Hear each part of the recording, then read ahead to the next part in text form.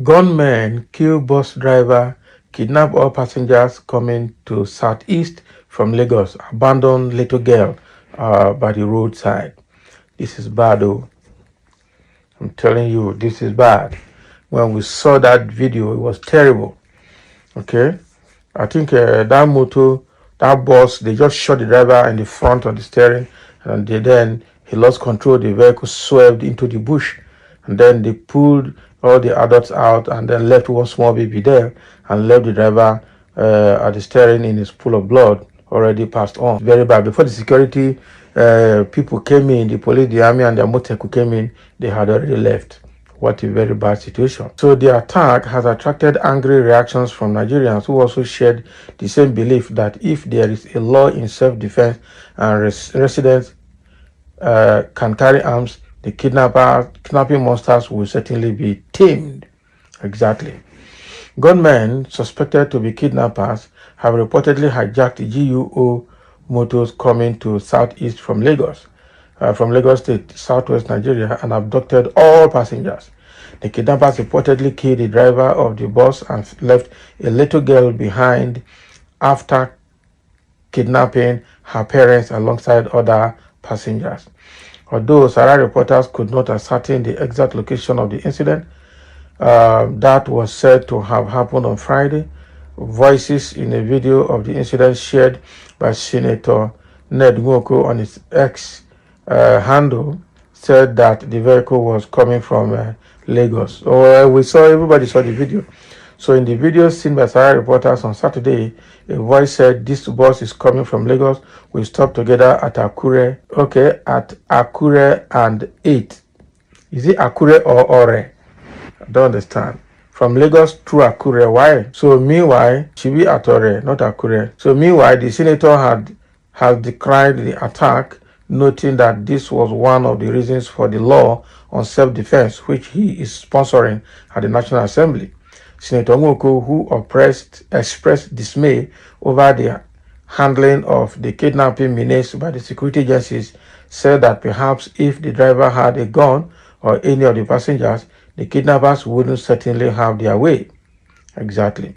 So the attack has attracted angry reactions from Nigerians who also shared the same belief that if this law on self-defense and residents can carry arms, the kidnapping monsters would certainly be tamed. Somebody wrote on his X handle and said, "I agree with you here, Mr. Senator, because one of the main reasons citizens shouldn't be allowed to carry firearms for self-defense is the fundamental right to protect oneself and loved ones from harm." Now, in situations like this one, where law enforcement wasn't available, individuals, including the driver and passengers, should have the means to defend themselves from potential threats. So additionally, in some areas where kidnapping and robbery are regularly occurring, response times for emergency services is always lengthy, making self-defense a crucial aspect of personal safety. Furthermore, responsible gun ownership and training can empower individuals to be more capable of protecting themselves and others in dangerous situations. However, it is important to emphasize the need for strict regulations, background checks, and training to ensure that firearms are used responsibly and safely. I wish you lawmakers can at least do this for the defenseless citizens. Obviously, you guys have security attached to your rules, coupled with 160 million naira SUVs purchased with our money. So if kidnappers knows that they are not likely to succeed and return to their forest, they will stop. Yes, you are right on this. Somebody has said again, "Sir, you are right on this." Self-defense is the most effective way of self-preservation.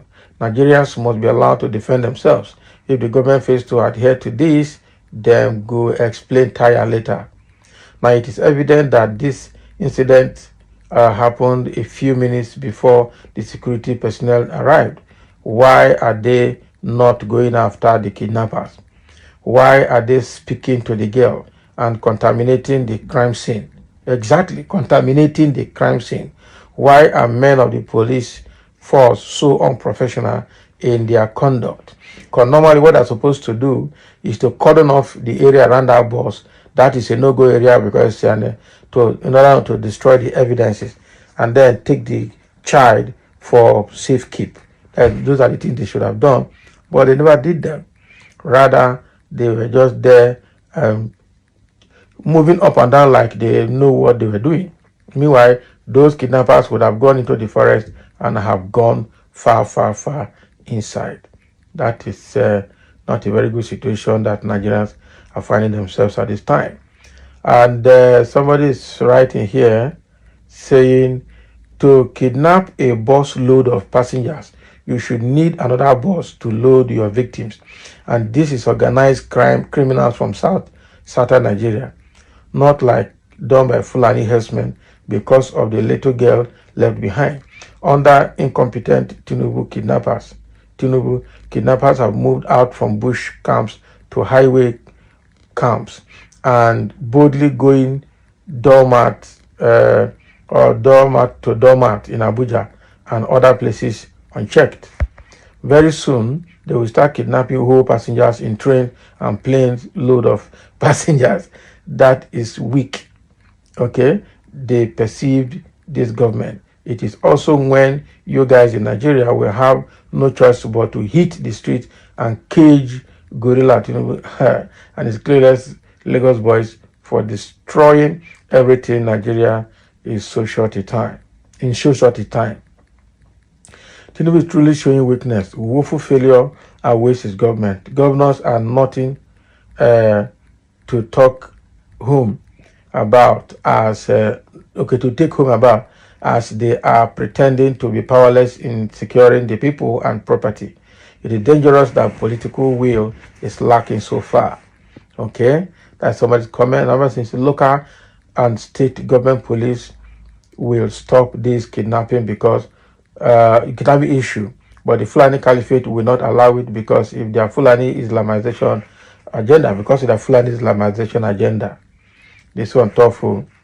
I'm telling you, there are so many comments here. How many are we going to be able to go through? The Fulanis are the ones terrorizing innocent Nigerians, and the military and police, dominated by their kinsmen and women, they are not eager to fight their terrorist brothers. That is it. So indigenes of Nigerians, north, south, and east, should put their differences aside, ignore the Fulani deceitful propaganda, and unite to save their people from the Fulani terrorists. Because actually, these terrorists are foreign Fulanis, other indigenous Fulanis or foreign Fulanis that found their way into Nigeria as political thugs. So that is what has happened along Lagos East-West Road from Lagos. This thing has happened, and I think it's under investigation. But it's quite unfortunate that a whole 18-seater bus was emptied, and police and army and Amotekun could not catch them. Those people must have used another bus to take the entire victim. They didn't just use leg. That is the truth. And just like what somebody is saying, it's unfortunate that they did this operation and no security agency was at site. Quite unfortunate. So thank you for listening, and let's have a comment.